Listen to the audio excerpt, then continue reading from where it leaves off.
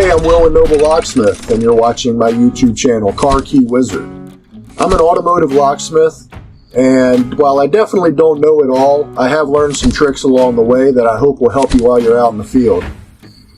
One thing you can do to help me out, though, would be to subscribe to my channel. And if you like my videos, leave a comment or ask a question, and I'll get back to you as soon as I can.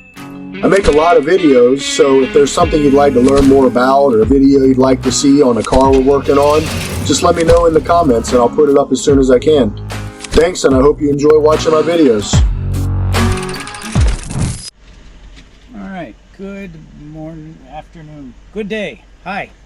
We are doing a 2022 Toyota Rav4 adding a proximity key. Here's their existing key. I have two keys with me here. I have one that I am not 100% sure is right. I'm pretty sure it is, not sure. So we're going to give that one a shot and figure that out. And then I have the one that I know is definitely right if that doesn't work. Hoping to get lucky. Pretty sure it's the right key, but one way of figuring it out for sure. Is this a hybrid? It is a hybrid. I don't know why that matters for programming, but it's good to know now, though, instead of me sitting here trying to start the car when I'm done and not knowing it's running because it's a hybrid. Done that more times than I should have, really. I'm going to go to keyless system. Hopefully, being add a key, we don't have to do the codes and all that.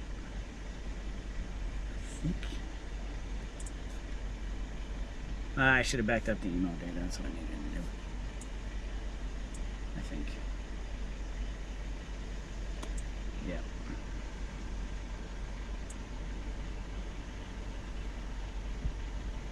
Let's go back out and back up the emo data. I think that saves you from having to get around the code. It's been a while since I've done one. 1, 2, 3, 4, 5.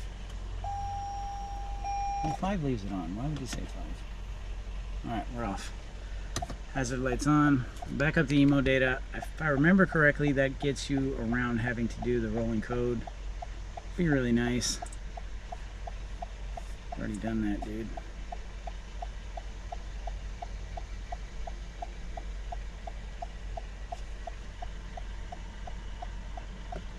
This function, this is backing up the EEPROM models with 8A smart key, which we are. Yes, I do want to continue.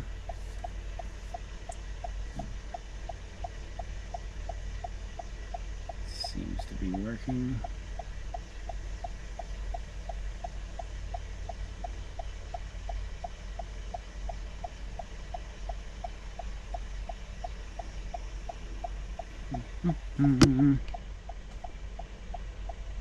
Nice. Okay.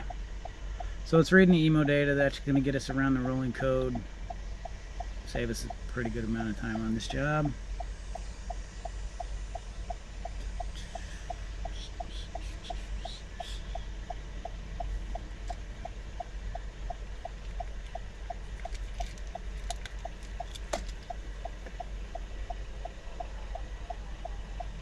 Yeah, we'll be back when that's done.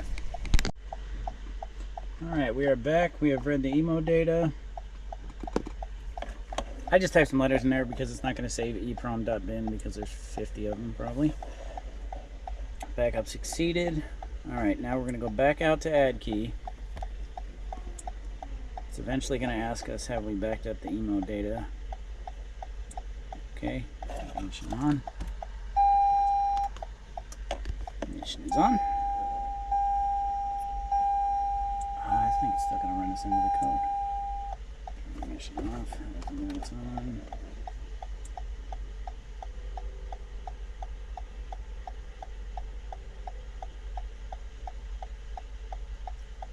I think it's still going to run us into the code. Okay, here we go. Yes, we have. Alright, view. Latest.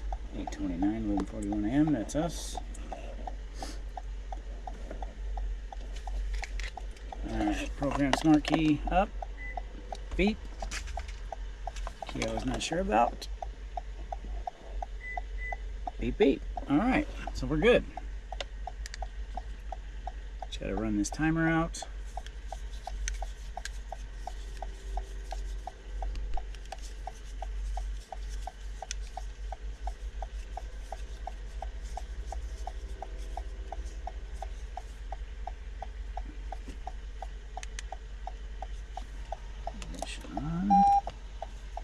Okay, start to put a learn key up again.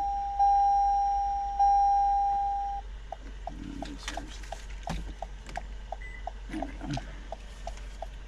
Learning succeeded, and we'll start her up.